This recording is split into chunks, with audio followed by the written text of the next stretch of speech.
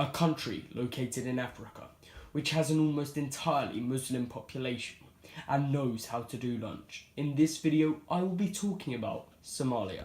It's G to the E to the O to the G to the R to the A to the PHY time. In this section, I'll be talking about basic facts that you might want to know about Somalia.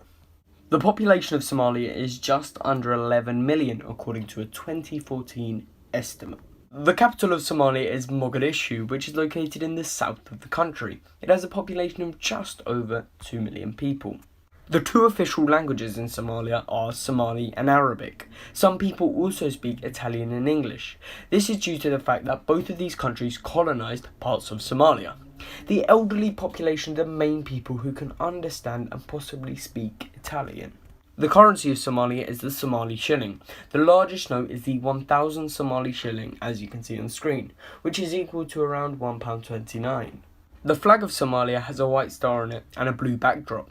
The star in the centre represents the Somali ethnic group found in Djibouti, the Aegean region in Ethiopia, the former British and Italian territories in Somaliland, and the northeast province in Kenya. The blue backdrop represents the sky and the Indian Ocean. Personally, I really like the Somali flag. It's very simplistic, but you can recognise it from a mile away. It's a really nice design, whoever came up with it. Somalia is located on the Horn of Africa, bordered by Kenya, Ethiopia and Djibouti. In Somalia, 99.8% of the population follow Islam. There are around just under 1,000 Christians in Somalia, 0.1% of the population follow traditional or folk religions, and just under 0.1% follow Hinduism, Buddhism, or simply don't follow a religion. In this section, I'll be talking about transport in Somalia. Somali Airlines used to be the national carrier for Somalia. However, the airline stopped operations in the 1990s. This was due to the civil war breaking out. Somali Airlines want to resume services, but they still haven't yet in 2016. The largest airline at the moment in Somalia is Juba Airways. It flies to Saudi Arabia, the United Arab Emirates, Djibouti and Kenya. Despite being located in Somalia, it is actually a very safe airline. It has never had a fatality in its 18-year lifespan. The airline has a total of 5 aircrafts. The largest airport in Somalia is the Aden Ade International Airport, located in the capital Mogadishu. Only 5 airlines fly to the airport, and surprisingly, Turkish Airlines flies here. As you would expect, it is not a very safe airport, with 4 accidents occurring in the past 5 years. Earlier this year, on a Dallo Airlines flight, as you can see above, the fuselage of a plane broke off, leading to one person being sucked out of the plane, killing them. There are no railways in Somalia. However, one was built during the Italian occupation, as you can see above, but it was removed by the British occupation. On screen right now are all the different types of number plates found in Somalia. The design of the number plate for ordinary cars has changed several times, but it looks like the image on the bottom left is the newest number plate. It looks very similar to an EU one. Pause the video now for a better look at all the Somalian number plates. Somalia has taxis in Mogadishu. They are black and yellow and they are very new. Mogadishu taxis was set up only in 2013. I like to think they look like bumblebees. There are buses in Somalia which are extremely cheap, costing only 10p for one journey. They are sometimes unreliable and packed though. That's why some tourism agencies suggest tourists get cabs around Mogadishu. In this section, I'll be talking about food in Somalia.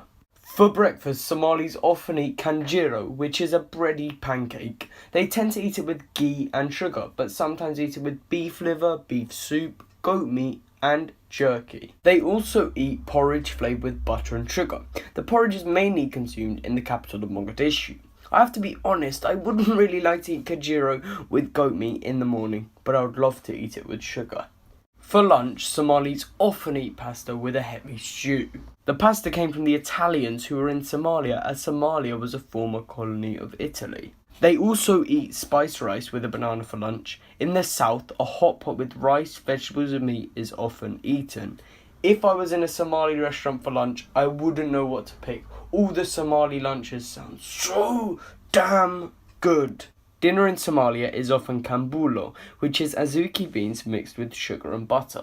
Camel meat is also eaten sometimes. It is described to taste like beef, but it can be very tough to eat. Hence why it is stewed for hours. I would really love to try it. At breakfast, Somalis often drink Yemeni milk tea or coffee. At lunch, grapefruit juice, tamarind juice and lemonade are all popular to drink. Mango juice, guava juice and lassis are popular, especially in Mogadishu. Apple juice and surprisingly Vimto are especially popular in Hargeisa. In this section, I'll be talking about the passport and visas in Somalia. Somalia's visa policy is extremely strict. All countries require a visa to enter, but a visa on arrival can be obtained by everyone for 30 days if an invitation by a sponsor has been submitted 2 days before arrival. Everyone also needs an individual visa for Somaliland, and no one is exempt. It costs just over £50 and can be purchased from the Somaliland Embassy in Addis Ababa in Ethiopia. The visa system in Somalia isn't great. You'll probably need to get your passport checked and stamped at every city you visit. Also, if you are a South Korean citizen, you are banned from travelling to Somalia as it is considered a safety concern according to the South Korean government. The image on screen is what a Somaliland visa looks like. It is pretty much just a stamp. There are currently no images of what a Somalian visa stamp looks like. This is because almost no tourists visit Somalia, but instead visit Somaliland, purely because Somaliland is much safer than Somalia. Due to Somalia's strict visa policy and because of how dangerous some areas of Somalia are, Somalia is the second least visited country in the world, with only 600 tourists visiting Somalia in 2014, behind Nauru and just in front of Tuvalu. A Somali passport is not great. It is the 4th worst passport in the world.